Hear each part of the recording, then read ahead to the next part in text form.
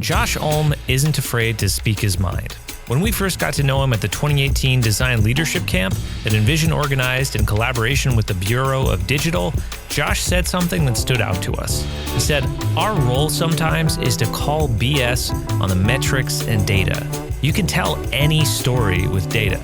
You have to ground your product in value you're creating for your customers. Design has a legitimate perspective that we shouldn't have to apologize for." Josh has a long leadership track record in the design world, from a long tenure at Adobe leading UX teams, to head of UX at Vodafone, to his most recent role as Group VP of Design at Oracle. During our conversation with him, we covered subjects ranging from where the connected workflow is most broken, to the one critical question to ask executive sponsors when starting a project. We hope you enjoy this chat with Josh, and thanks for listening. I've worked with lots of search firms, both as a leader searching for new talent for my teams, and as an individual exploring new steps in my career. But I trust none more than Wirt & Company. Since 1995, Wirt & Company has been the design community's most trusted search firm, co-founded by a designer and led by a CEO who has in-house operational startup experience. Wirt & Company is guided by the principle that creative leadership is essential to business success. They've helped some of the most admired brands from early-stage startup to Fortune 500 build world-class creative teams. We're talking about companies like Airbnb, the New York Times, the Four Seasons, Notion, Figma, Google, Cartier, and Fair. Not bad. If you're looking for a partner to help you find the right person for a critical role, look no further than Wirt & Company. And if you're looking for your next design leadership role, Wirt & Company will guide you through the process as a friend and a champion throughout your journey. They take the time to get to know you, to understand what you need professionally and personally. Whether you're looking for your next role or your next team member, Wirt & Company can help you find a meaningful relationship. Visit wirtco.com to learn more and get in touch. That's WERTCO.com. Support for Design Better comes from Gusto, who make running a small business easy. Get 3 months free at gusto.com/designbetter once you run your first payroll. Running a small business is hard work, especially all of the payroll, quarterly tax filing stuff, and HR things. I'd rather be focused on my business and my customers than dealing with the administrative duties. But Gusto makes it easy. They automate the complicated parts of running a business. With Gusto, I never miss federal or state payroll tax filings. And I love the time off requests and time tracking tools.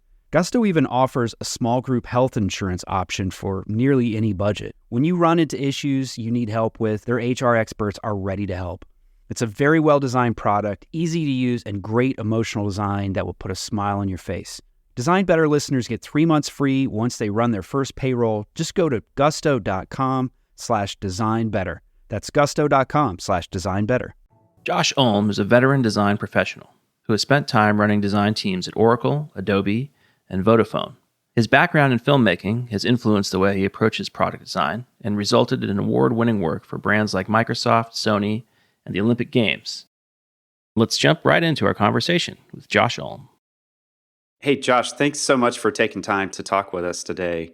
We got to hang out with you in Hawaii a few months back at the Design Leadership Camp, which is an event that we put together in partnership with the Bureau of Digital and Carl Smith. And we got to talk about a lot of interesting things there, and we want to maybe revisit a couple of those topics there. We heard a lot of talk about trying to operationalize teams, and I know that with your history at Oracle and Vodafone and other places, that operations has been an important part of how you build high-functioning organizations, especially at scale.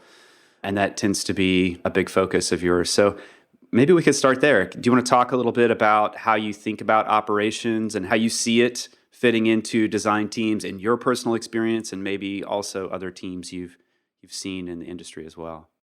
I think that I was lucky enough when the first tour I took at Adobe, where I was matched up very early on as I started to figure out, how these teams are going to grow, with a great design operations team at the time. And that, I think right off the bat taught me the value in operations being part of the design organization specifically. And I think I've kind of carried that through all of my work along the way because I've really just seen the value in doing that. But what it fundamentally kind of comes down to for me is that even though design needs to mesh very intimately in with development and engineering, the process of running product development through its cycles doesn't match one-to-one with the process of design doing their deliverables for product development.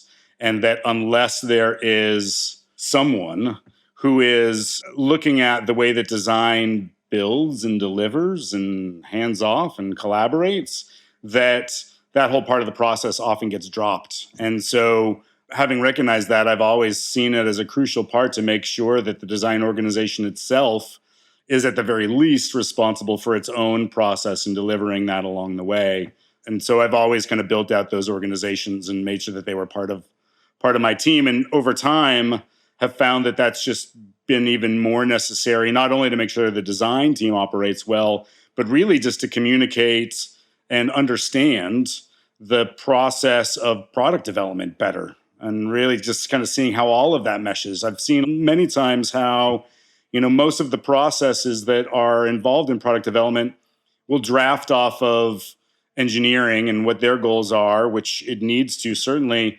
But if it only does that, then design can get dropped. But I think a lot of other parts of the process get dropped along the way. And so I think advocating for just understanding the process writ large, and certainly how design, again, meshes into any product development process, has always been really important to the success of the design teams I built. Yeah, it's almost like operations is an input-output layer for design to build tighter partnerships and build rapport. Curious if you could talk a bit about the rapport side too, because the operations is helpful. So when you need to plug into different teams and bring in different partners, but there's also kind of an interpersonal skill set that needs to be developed just to be effective. My view of operations, again, specifically for design, or at least starting with design, it starts around our process. And that really comes down to, in my mind, this fundamental question of how do you take something that is inherently subjective, i.e. design, and make it as objective as possible so that you can have good conversations and make progress and know that you're making progress. And I think that's one of the fundamental rubs in just doing design and product development today is building that bridge in being as objective as possible as you can about what you are delivering and what's working and what's not, but also allowing the subjective side of design, the art, the craft side of it, to have its space in equal measure so that you get beautiful things that people love in the end. And I think that oftentimes I've seen product development teams that aren't successful not getting that balance right, either weighing too heavily that we're all objective, we make all our decisions based off of the data, in which case you lose a lot of the soul of whatever it is you're building, or you're all objective, in which case no one has any real faith in design because they don't know how the decisions are made and they don't know kind of what it is. And it's all just those fancy guys over there doing their fancy things. And you can't lean, from my experience, on just one of those. You need to get that equal balance. And so in doing that, I think a big part of it is what objectively are you doing? How do you measure all of that stuff? And that means kind of almost the obvious simple stuff is making sure design teams are working in the same feature and bug databases that the engineering team is. So you're communicating well and you actually can measure the work that you're doing, which not all teams can or even know how to do. So that's kind of where it starts, is just how do we bring that objective critique of the work out?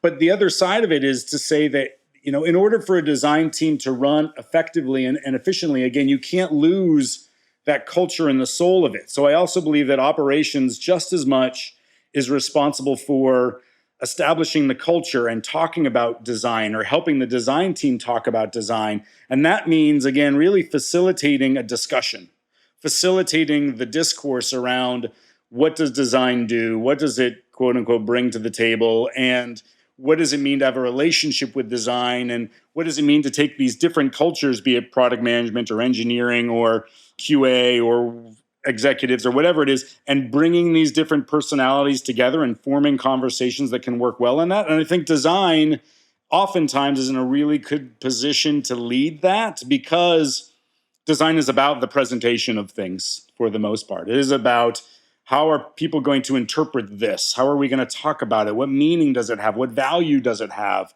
for the people that are going to be using it? And so design can facilitate that. So that often means really facilitating and getting deeper into let's facilitate the relationships that are going to make sure this is going to be successful throughout the company, with the customers, internally with the design team, et cetera. That's great. So one of the things that you said at Design Leadership Camp that really stood out to us, and this ties into exactly what you were just talking about, is that, and then kind of paraphrasing here, but you said our role is sometimes to call BS on the metrics, data, et cetera. You can tell any story with data. You have to ground your product in the value you're creating for your customers, and design has a legitimate perspective that we shouldn't have to apologize for. Are there any other ways that individual designers or design leaders who may be in kind of the habit of deferring to data when it's thrown up against them can stand up more confidently for their own perspective? There's lots. The biggest one that kind of comes to mind is just really being the voice of the customer. And there's other teams that kind of can do this. And you see a lot of companies now kind of creating a customer experience team lead role. I think even Envision has a very successful one, where that team is really responsible for everything that kind of quote unquote touches the customer and how it is interpreted by them.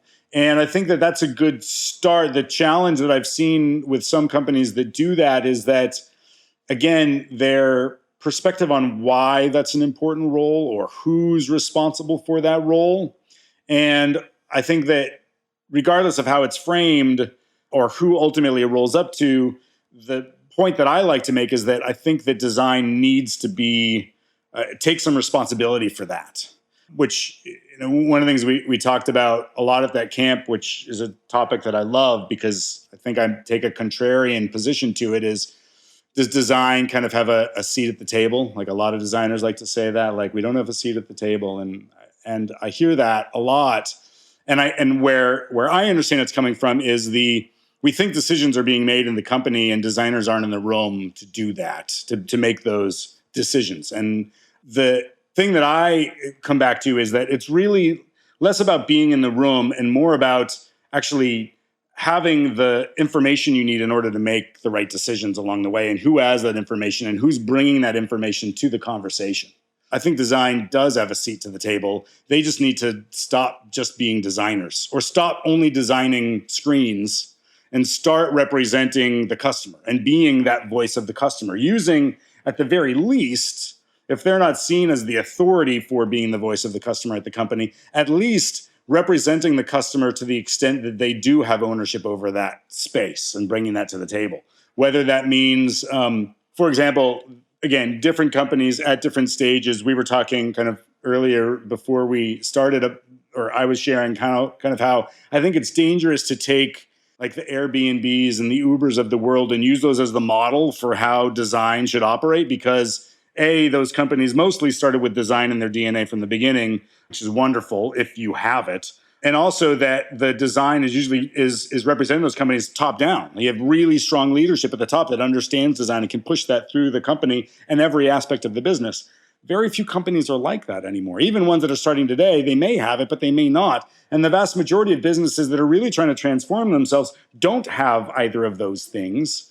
And so I think it's important for design to step up and say, it's not just about the screens that we're developing. That is a part of it. And that ultimately is the output that they have, and should and will be measured off of the quality of the success of those solutions in the customer's hands. That's right. But if that's all design does, if all design does is say, we're the guys that use Sketch and Studio and Photoshop or whatever it is, and we produce a bitmap of this size, then I think they're totally missing the point. In that, I think that design has the responsibility to say, how did we get to this screen? How did we get to these pixels in this format? And so that is where I think design needs to own whatever part of the voice of the customer that it has that got to that point, and speak to that and share that insight and help the company see the process by which it gets to that and own that piece of it. And that is not oftentimes, in fact, I think most of the time, is not an objective part of the conversation. That is a listening to people that say they don't like the color blue and figuring out whether they really don't like the color blue or whether it's something else that is really affecting them. And that is the subjective side of the interpretation of the customer that design owns and represents and needs to bring to the table and needs to find ways in which it can speak to that and talk to it and present it and make sure everyone understands it so that when those decisions get made of the screen needs to look like this, the product needs to behave in this way, the company comes along for the ride for that. And it's not just about because the button is at this corner of the screen, objectively it's performing better. If the design is only focused on that part, on just the data part, then you will be forced to quantify it that way. Whereas if you can bring that voice and explain why you got to that point, then I think it brings a lot more value to the role of design and ultimately why the decisions are being made of what design is doing. One of the things that I hear in product teams is, see a lot of product designers, design researchers representing the voice of the customer and bringing that understanding of motivation, whereas data is really about these are the behaviors that are happening, but we don't really know why, what's driving that, and the voice of the customer, those qualitative findings can help us understand the motivations behind that. But I've often heard, and I've heard other designers report that when they present the voice of the customer, the pushback is, well, that's one person, and we're looking at a data set that's much bigger, so ours is a much larger representation of our audience than yours is. I'm curious if you've encountered that same sort of pushback and how you deal with it. Yeah, of course. And again, I definitely don't have a silver bullet for how to deal with these conversations. I make them up as I go along. So there's not really, I think, a way to handle any one of these things, but I will share a couple thoughts on that. So again, I think that it can be the case that those kinds of agreements are coming out of a notion of ownership and shared understanding for who the customer is. And I think that that's something that honestly, is probably another subtext for when designers say we want a seat at the table, that's what they're saying, is that they don't actually have the authority to represent their view of the customer as deeply as they think that they should, or as deeply as important to have the product be successful.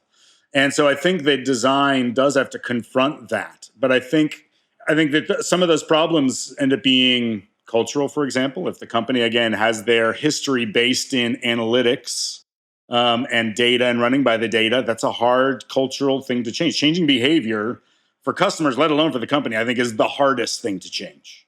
Is really getting them to understand that the culture is going to have an effect on the output for the customer. And so that is a problem or a challenge that the design has to take on. And if it is cultural, then it has to be dealt with culturally and not necessarily by a preponderance of the facts. It really is a going forth and saying, okay, there are stakeholders in the company that have a strong influence on the direction of the product, and they have a certain cultural bias towards one way of making decisions.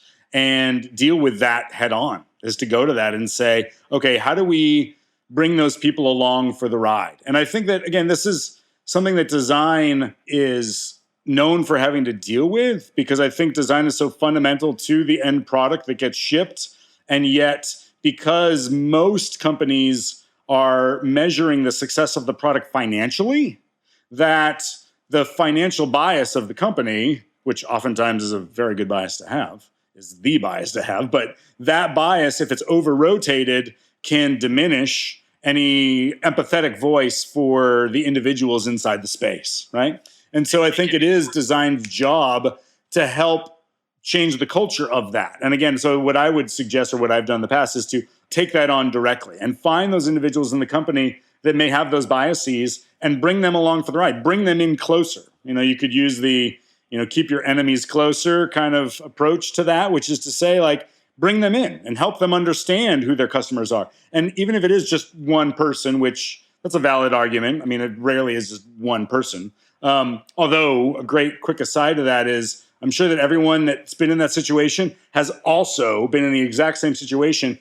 when the CEO comes in with but one email, and that one email says, this one thing is broken, And that one person seems to have a lot of importance. So you can kind of throw that whole argument out the window. It depends on who's bringing the one person in. Right. Which is why I say, like, it's not about the one person. It's about the cultural shift and finding the people that have not understood the value in listening to one person and hearing what that one person is saying and then using that as it is. So the argument that I like just for balancing those two things is to say, yes, that is one person, or maybe let's say a smaller subset of the overall data that we're getting. But the richness of that data is far, far greater in terms of the success of the product than the data which is removed from the emotional decisions that are going on. And so while there may be less on the quantifiable part of it, there's far more on the qualitative part of it that makes it a larger set of data that needs to be taken to a different level of understanding than the quantitative side, which is why then they're not apples to apples, and they have to be seen in their own value in their own right. That's great. So one other thing that you said at Design Leadership Camp that really stood out to me was that you said at the start of a project, ask the executive sponsor, what does success look like for you and how will you be tracking it? So why do you ask that question? So exactly that same point, which is to say that I think it's important for everyone to get on the same page. I mean, this is probably one of the biggest issues is just, I think that, again, design is certainly guilty of this, but I've seen this in all disciplines, engineering, research, product side, which is that they think they know what the goals are. They're working under some set of goals, and they may even be right about what their immediate goals are, which is to say that, they have to ship a product on a certain date and it has to work. So they may have that understanding. But those understandings, I think, do not make for the most empowered organization possible. And I think the most powerful organization possible is one that understands what the leader's goals are. And I'll give a quick example. This just came up the past couple of days with a team I'm working with that we were looking at a new project. It was a kickoff meeting for a project. And we spent the first half of the kickoff just going through what all the deliverables were. And by the time that I finally was able to raise my hand, I was the first person to say, who's the audience for this thing? Like, who are we presenting these screens to? Who's going to see them? And then what's that person going to do with these screens? And as soon as that became kind of the starting point of the conversation, the whole conversation kind of changes at that point, because it's really not about the delivery of the actual screens or the product in the end. The conversation becomes about how do we tailor whatever it is we're going to create to make sure that that audience is hearing what we need them to hear in a format and a way that is going to suit the way that they are going to be able to make this thing actionable. Meaning that some of the questions that came out of that is that, are we developing something for that person to then think about? To encourage a new way of thinking for this person, in which case our delivery is then going to end once we hit that person? Or are we developing something for them that then they are going to take and they are going to bring to another audience and use themselves as material for something? And that simple question alone dramatically changes what the output is. In the first situation, if I'm just giving a leader something to help create critical thought for them, it will be a very different type of product than if they are going to take that and then use it themselves to go and try and sway other stakeholders or customers or something else. But unless you ask that question, you don't really know. And I think that you can take that example, or I take that example, and I extrapolate it out to just, again, the way that design organizations need to operate, in my opinion, which is that they really need to understand who they're trying to influence and how they're trying to influence those people so that they can be the most successful. And bar none, the starting point always has to be the CEO, the leader of the company, the person that is deciding where we're going to go. And their motivations, again, can be vastly different. If the company is in a growth phase versus a maintenance phase, that dramatically changes the design conversation, regardless of what any product manager is hearing from a customer.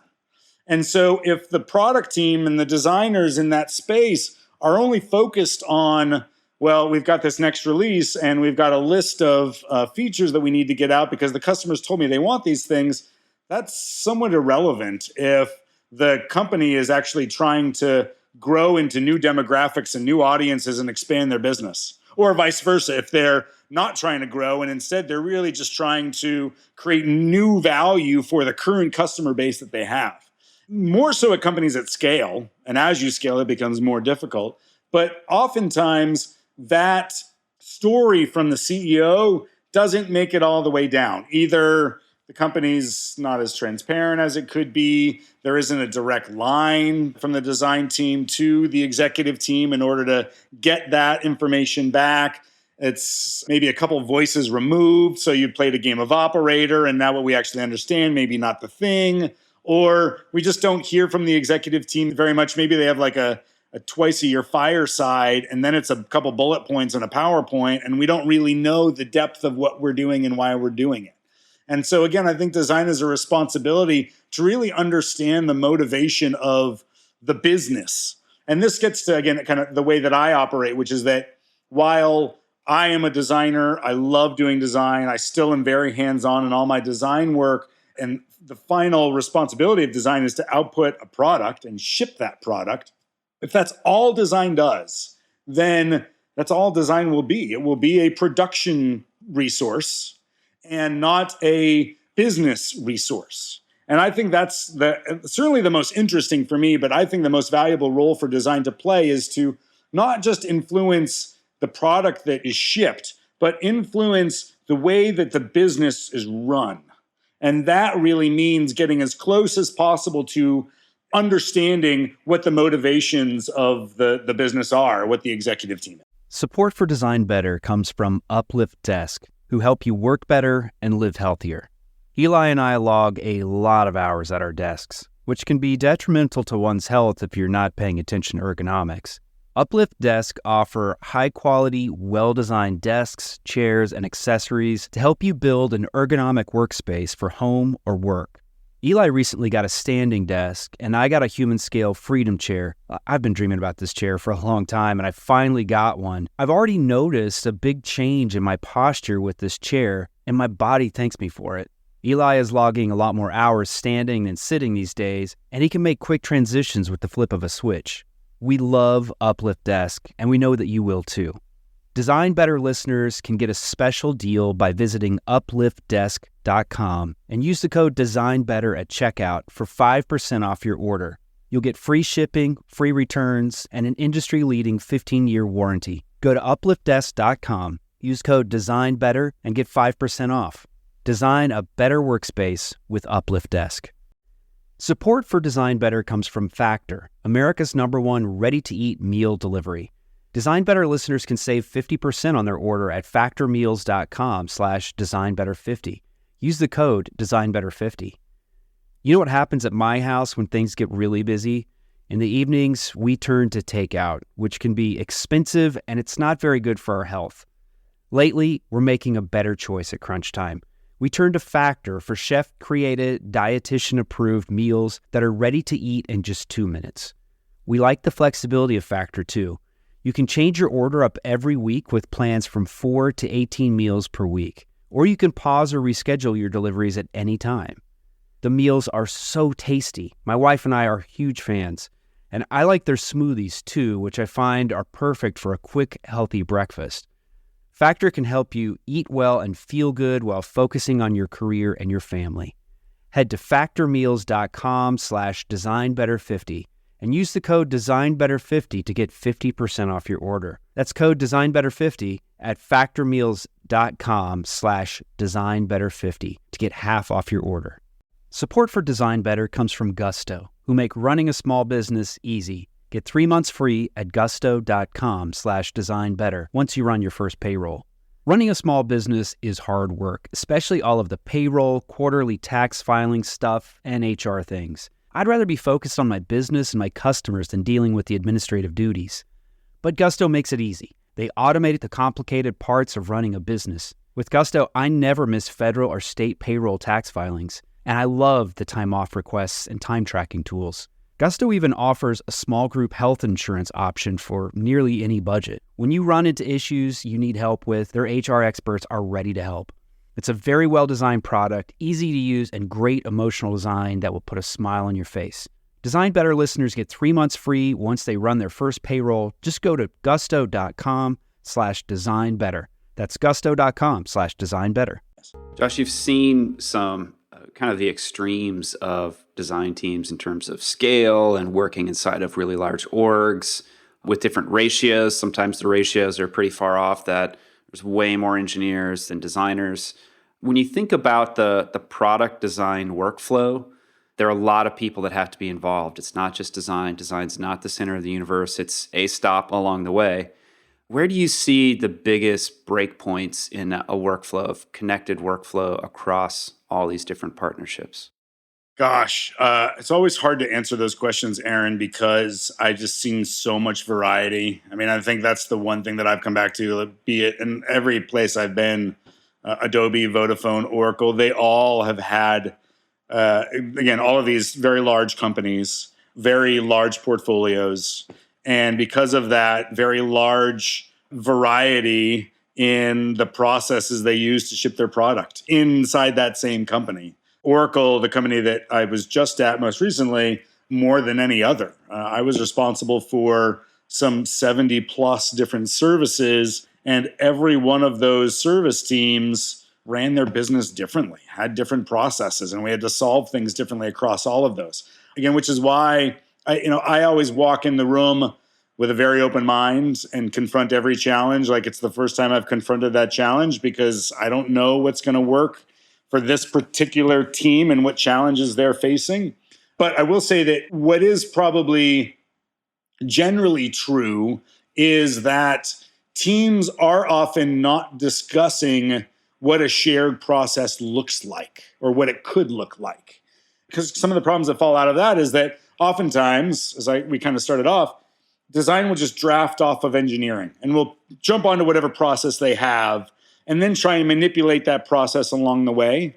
So try and make it more agile or try and adjust it so that there's specific sprints for design. But they're always modifying a process that currently exists, which is almost never ideal, which is always just starting with okay, well, let's Band-Aid the situation we have versus really let's look at the way that we bring it in. And that's only for design, like bringing design in. That also doesn't include, I've found, all the others, as you said, the other pieces that have to come into that equation along the way, like, for example, other product teams and how those product teams are going to interface. So you see a lot today how a common challenge for these product teams at scale is integration. It's just how do they get different products to fit together in different ways so they can sell a suite of pieces, a platform, if you will, for how all these things fit. Well, the problem that comes out of doing that is that you may have a product team shipping a service that's got it totally dialed in for their designers and their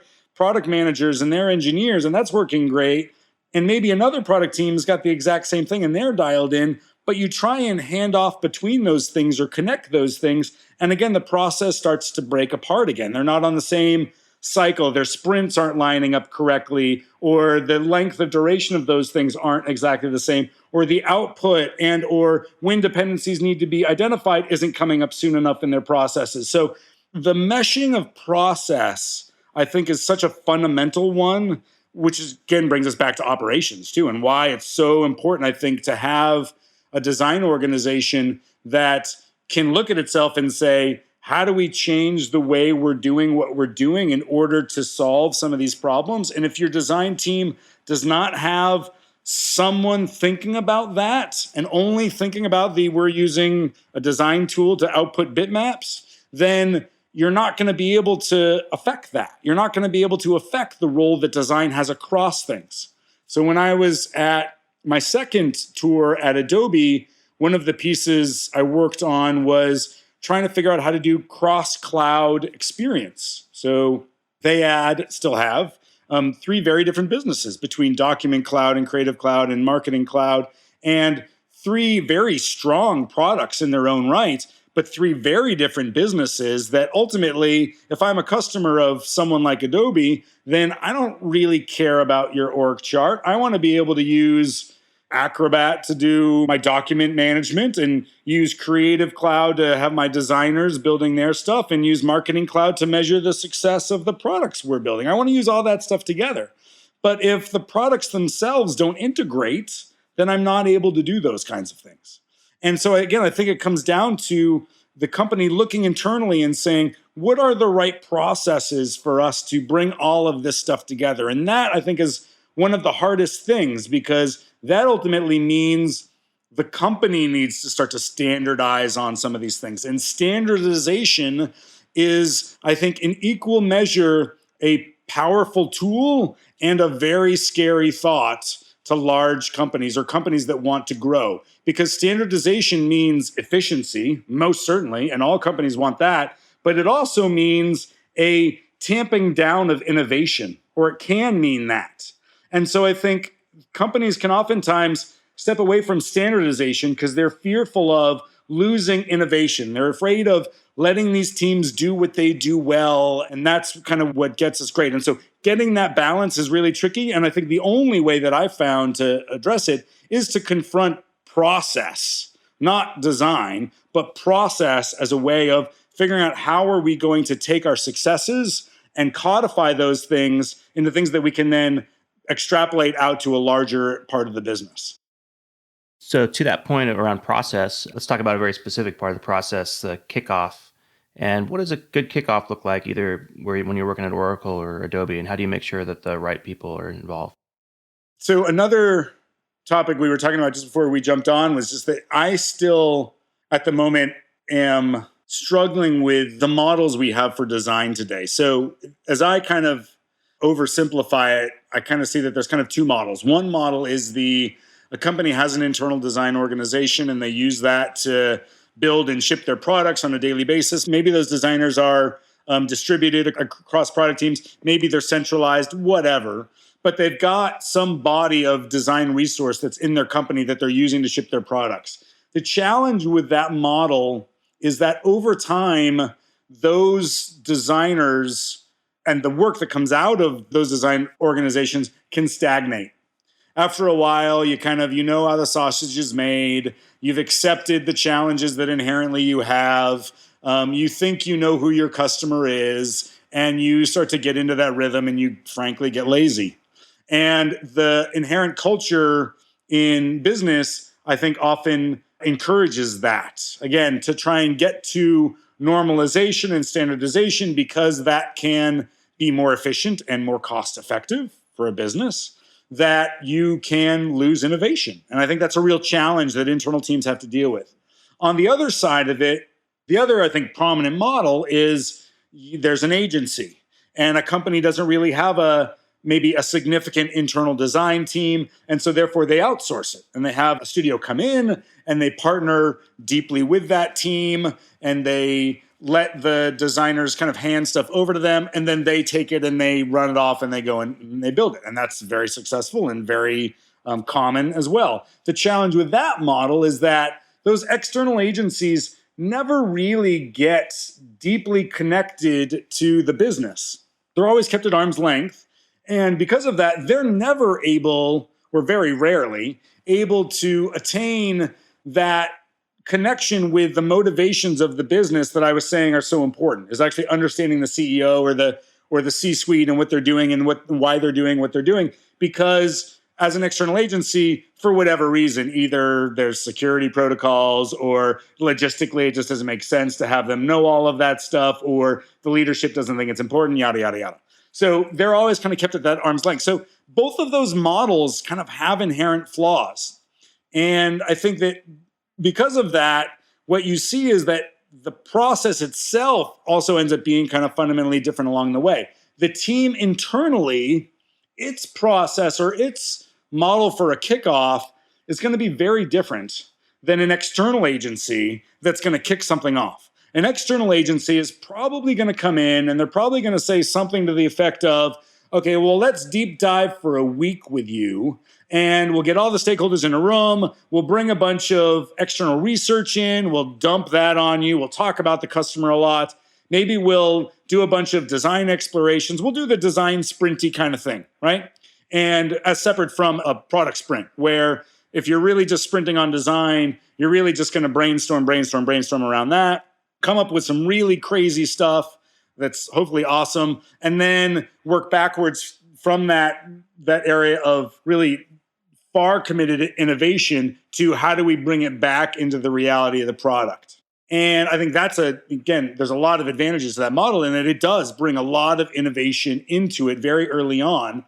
And it can be successful as long as the stakeholders that are part of that actually have influence in the end. Again, like, who is that audience? Who are you sprinting towards in the end? And if you come in as an external agency and you're just working with a brand team, and the brand team ultimately is going to take all of that identity stuff, and all it's going to become in the end, in reality, is a bunch of letterhead and not actually make it into a product, then that kickoff model doesn't have as much value, regardless of how much innovation it has. On the flip side, if you're internal, your kickoff meeting probably looks more like an intense couple of days with whoever currently has the ownership hat running the show.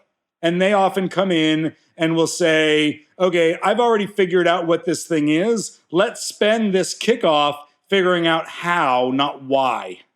And I think that is kind of the fundamental problem internally, is that oftentimes the internal processes are kicked off with the how question, not the why question. Because again, it's so indoctrinated that the why is just assumed that any exercise is really just about how to execute on that. So I think in either model, there's challenges to face. In the external agency model, I think designers should be asking themselves, who is my audience? Is this the right audience? And if it's not, how do I help my clients see who the right audience is? And that may be work in and of itself. And oftentimes agencies, and I'm going to call you all out, you need to do the hard work to really make sure you're bringing value to the company. And ask yourself what it is you're really delivering. If all you're delivering is a bunch of bitmaps, no shame in that. Oftentimes that may be what's necessary, in which case that's your business. Be clear on what you're delivering and ship that stuff off.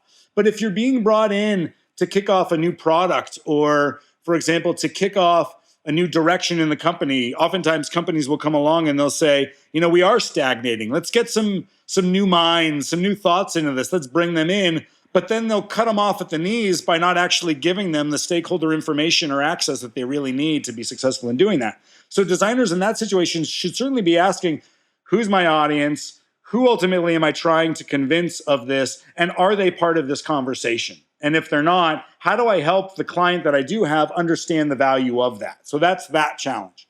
If you're internal and you're kicking it off, I think now the challenge is not who is the right person, because you probably have the right person or know who that person is, but how do I get them to ask the right question in the end, which is, how do I get them to not think about how, but to think about why?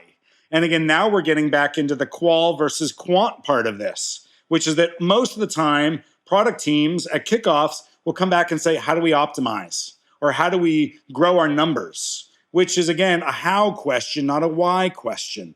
And I think that design oftentimes need to, in that situation, make sure and push really hard to a process that is going to say, well, do we have the right assumptions to begin with before we have this conversation?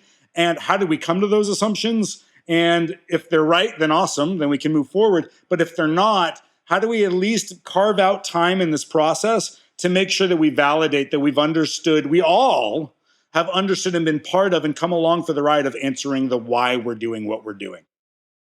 The why part seems to be a recurring theme we've heard with a number of guests.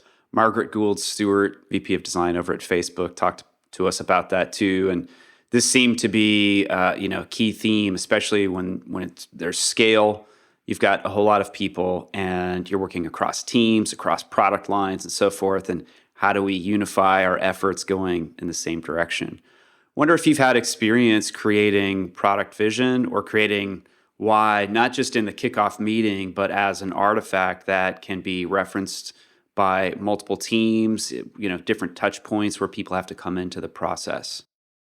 Yeah, I mean, I've certainly created artifacts like that, and there's a variety of ways in which you can do that. Again, I think this is getting more into the building design organization and design as a strategic role versus as a development role.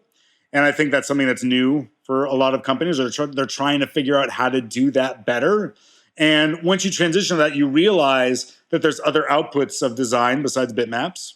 And some of the challenges that come out of creating artifacts like that, whatever they are, tone of voice documents, speaking to it, creating materials for executive teams to understand and get buy-in of the why we're doing what we're doing. A lot of those things, I think, end up being things that are not necessarily design documents, but strategic documents that design can help influence and certainly craft and shape and create process around defining those kinds of things. So there's a role that they can play there. And I think that part of the challenge in doing that is helping or growing, because again, I think that part of this is just a sense of maturation. Just because we know that one day we're all going to be adults doesn't mean we can skip all of the teenage years and just jump to that. You still have to live through it. You still have to grow through all of those phases. If only.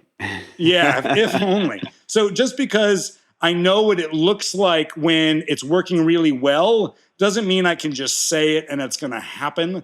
Changing behavior takes time. And so you have to understand that. And you can't walk in and you can't get frustrated if after 6 months, the whole company is not, embracing design thinking when they didn't even know what it was 6 months ago. Like, it just takes time. And you have to play a long game when you're doing that kind of stuff. But I think part of the challenge, once you've accepted that it's going to take time, is that you have to help the company see that that is a role that design can help with.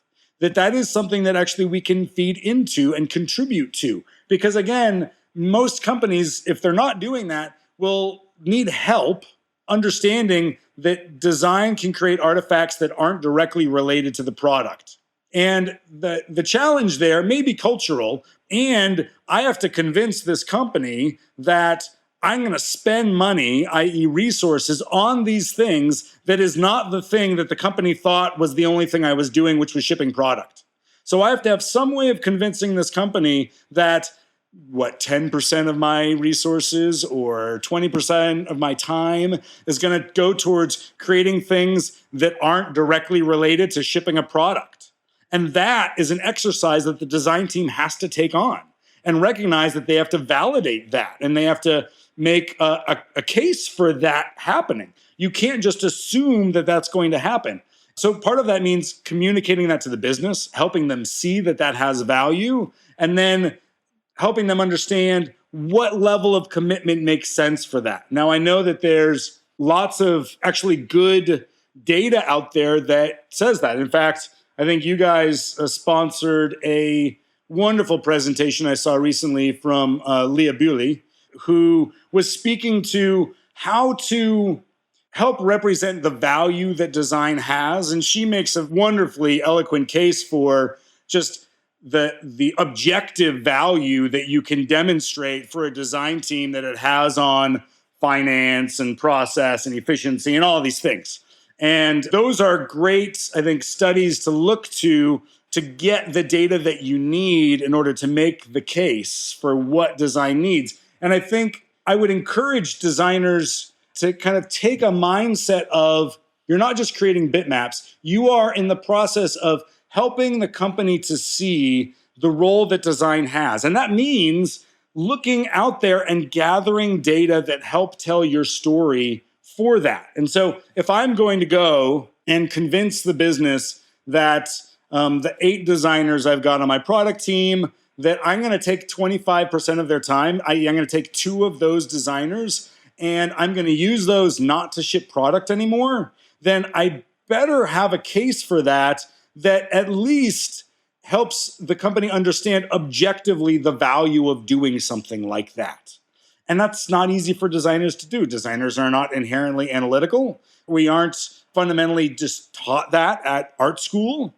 And so you have to get in the habit of doing that, of making an objective case for that. Luckily, that is far easier to do now than it was 5-10 years ago, because there are really good success stories. There are studies out there. One great tip that I won't take credit for it because Leah shared it, but I loved it, was just go and look at your competitor who is already bringing design into their business and use them as an example. Go into their press releases, see the way that they are talking about it, see the way that they are demonstrating the role that design has, and use that as an influence back to your own business. So you can use that as a way of saying, well, we see these people as being successful, potentially more successful than we are. We want some of that success. How do we use the justification they've made and make that our justification?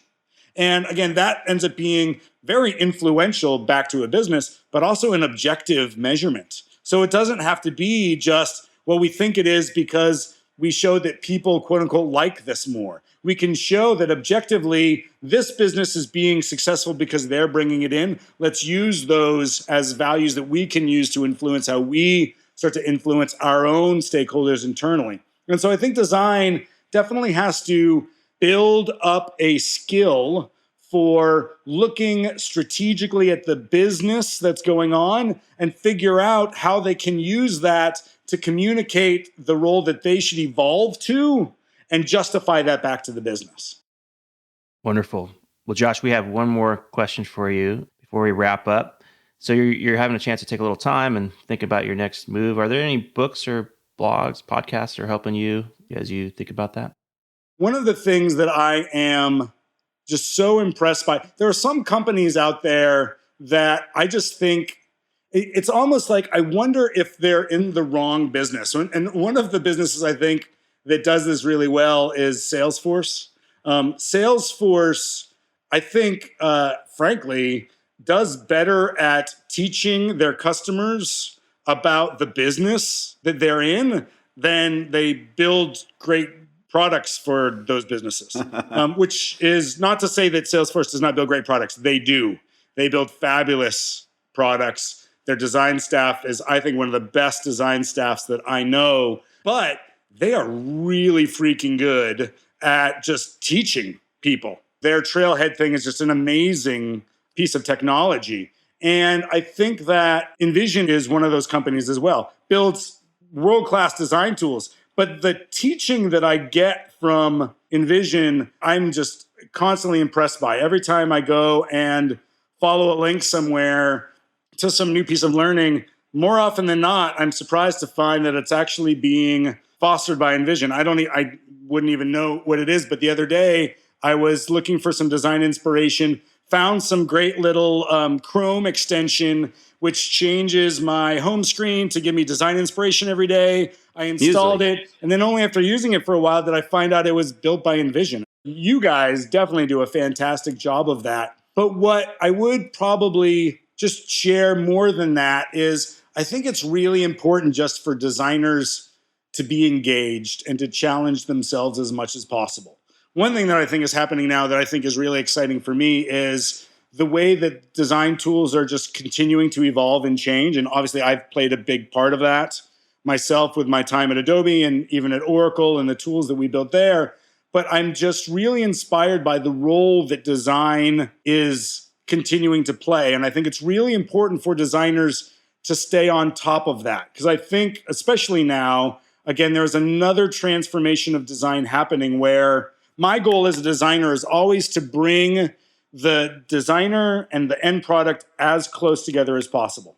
If I can remove as much of the distance there, I think the product is going to be better because the fidelity is better and the understanding of the customer is going to be closer to what actually is developed.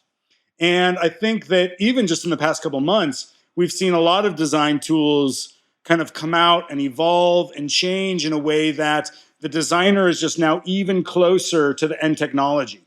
And I would even argue, I'm not a developer myself, I'm a designer, but I work very hard to myself and get my design team to get as close to the technology as possible, to understand what it means to code and develop front end and to actually be responsible for the building and shipping of the product. The more that designers can do that, I think the better. And I encourage them to take whatever vehicle they have at their access to learn more about that. And there's just a plethora of them today. I have a subscription to LinkedIn, and they do a great job of creating material for learning and all of those things. And I am just hungry to soak all of that stuff in wherever it is. There's so much of it today, and so much of it is really quality learning that I think designers owe it to themselves to continue to challenge themselves. And that's, again, I am taking a little bit of time off now, hopefully a very little bit of time. We'll see what happens in the next couple of weeks. But I really relish this opportunity to just go and learn and to see what's out there and soak it all in and to grow. And any designer that really cares about their craft, I think that even if you are swamped by work, you owe it to yourself and the future of your career to try and stay on top of where the technology is going, because you are going to play a fundamental part of where that's going to go and influence the product and everything that is necessary to make that product successful. So keep current and keep out there and keep learning, because it's going to be important for the success of all these products, the more that design is part of that.